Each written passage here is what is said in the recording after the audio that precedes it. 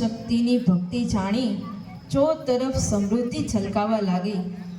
રાહો કવિ મામળિયા માદા તરીકે ઓળખાવા લાગ્યા. આવડે મા પાર્વતીના વ્રત કરીને પ્રસન્ન કર્યા. ત્યારે પાર્વતીએ વરદાન આપતા કહ્યું, હે આવડ, તમારા વ્રતથી પ્રસન્ન થઈને તમને ભાઈ મળશે અને તમારી ઉપર જે શ્રદ્ધાથી ટેક રાખશે તેને સંતાન થશે. મારા આશીર્વાદ છે. તથાસ્તુ. મા જગદંબાની કૃપાથી બેનોને ભાઈ પણ મળ્યો અને સમયના વેણ વીતવા લાગ્યા. જુદા જુદા સ્થાનકે બિરાજતી મા ખોડિયારને નવઘણના નેજાવાળી, તાતણિયા તટવાળી, ઉગમણા ગોખવાળી, ખાંડી વાવવાળી, ગળદરાના ગુનાવાળી માતા તરીકે પૂજાય છે. આજનું મંદિર ભાવનગરના મહારાજા કૃષ્ણકુમારસિંહજીએ બંધાવેલું. સૂર્ય પત્ની રન્નાદે જેમ સંસારવાળી લીલીછમ રાખનારની પુત્રીની ગાત્રી ગણાય છે, તેમ મા ખોડલ વાંચા મેળો ભાંગનારને યાદ કરી વિનવણી કરે છે. મા ખોડિયાર અનેક દુઃખીઓના દુઃખને મટાડતી એવી દીનદયાળી દેવીને કોટી કોટી પ્રણામ. પોતાની બે નાની બહેનો વરુડી અને ચરુડી નવઘણને સહાય કરી જળમાં પડી. નવઘણ પણ પાછળ પડ્યો ત્યાં માએ પીઠ પર સહાય કરી નવઘણને તાર્યો. ત્યાંથી માતાજીનું નામ પીઠળાઈ કહેવાયું અને નવઘણે પીઠળ ધામ વસાવ્યું. આજે પણ માના મંદિરે ઘણી આશાઓ સાથે મા પાસે ઘણા ભક્તો આવે છે અને ભક્તિભાવથી માને પૂજે છે.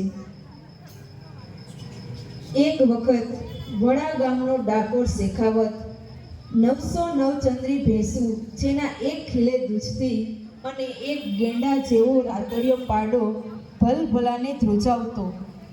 મા ખોડલે એક દિવસ સમાધિમાં જોયું કે આ જનોની પાડો બીજો કોઈ નહીં પણ પૂર્વેનો રક્તાસુર રાક્ષસ છે.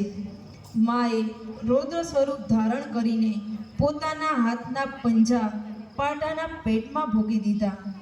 આ સમાચાર શેખાવતને મળતા ક્રોધિત થઈને આવે છે.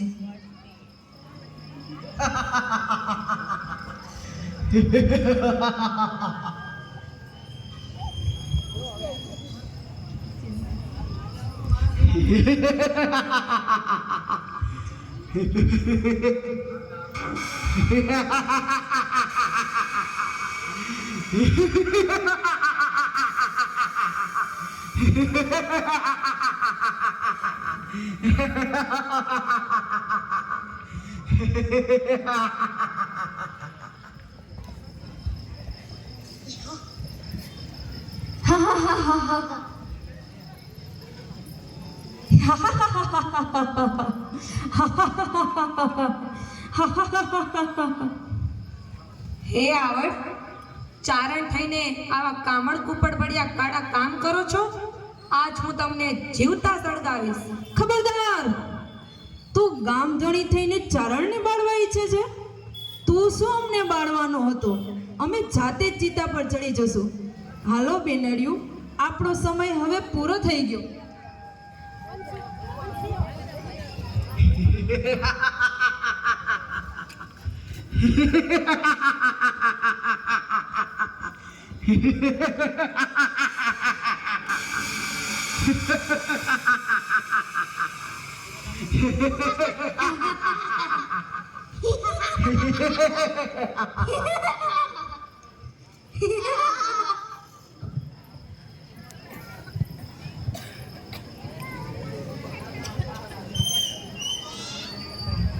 માવડિયું, હે જોગમાયા, સળગતી ચિઠ્ઠામાંથી પછી આવનારી દીકરી કોઈ સામાન્ય ન હોઈ શકે. આ તો જગદંબાનો અવતાર જ હોઈ શકે. મને માફ કરો માવડિયું, હું તમને ઓળખી ન શક્યો. તમે તો દીન દયાળી છો માં, મને ક્ષમા કરો માં, મને ક્ષમા કરો. હે શેખાવત, તારા પ્રાયશ્ચિતથી હું પ્રસન્ન છું. જા, તને ક્ષમા કરું છું. જે કોઈ ભક્તો નવરાત્રિમાં મારો ભક્તિભાવ અને શ્રદ્ધાથી પૂજન અર્ચન કરશે તેના ઉપર મારી સદાય કૃપા રહેશે. માં, આજથી હું તારી ભક્તિ ભાવે પૂજા પાઠ કરીશ. માં, આજ હું પાવન થઈ ગયો. માં, તારા દર્શન કરી હું ધન્ય થઈ ગયો. માં, હું ધન્ય થઈ ગયો. હે માં, આ નવલા નોરતામાં રમી અમારું આંગણું પાવન કરો માં.